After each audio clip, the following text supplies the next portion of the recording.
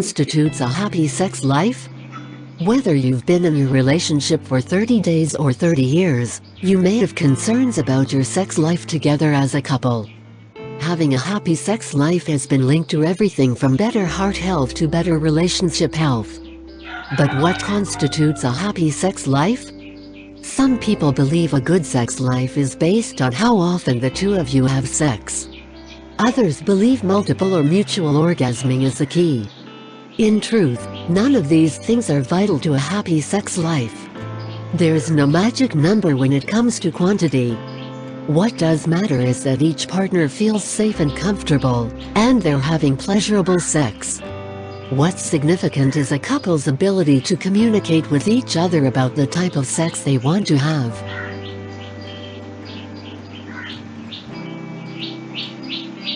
Let's look at ways of improving your sex life together, and how that may also improve the quality of your relationship. How to talk to your partner about sex. Sometimes it can feel difficult, but talking to your partner about sex is an investment in your relationship. Here are ways for speaking effectively. Schedule time in advance to talk about sex. By putting this conversation on your agenda, you eliminate the possibility that this talk will arise out of anger or frustration. Discuss what's working and what's not. Many problems that couples experience in the bedroom can be rectified by talking it out. Find ways to compromise so you both feel safe and heard. Make suggestions to your partner about what you would like. Positive suggestions often work better instead of complaining about the things they're already doing or not doing. Be honest about what you want.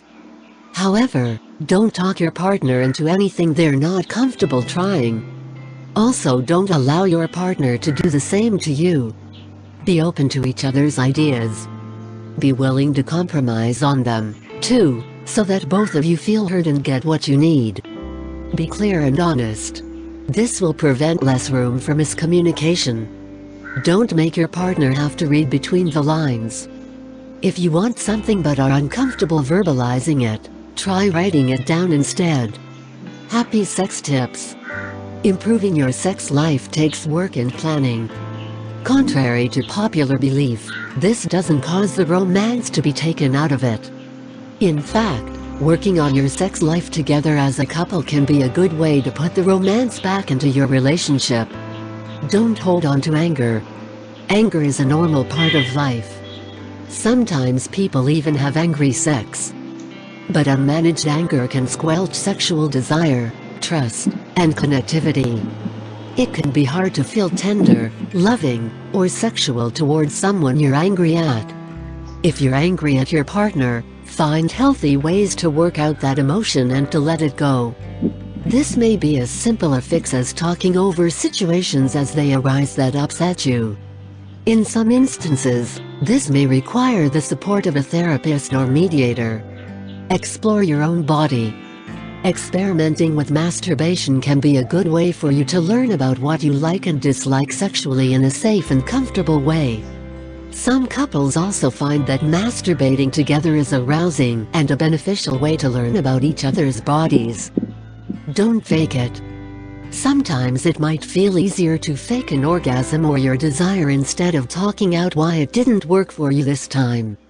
You may want to avoid hurting your partner's feelings. You may also just want to get it over with if you're exhausted or can't shut off your mind.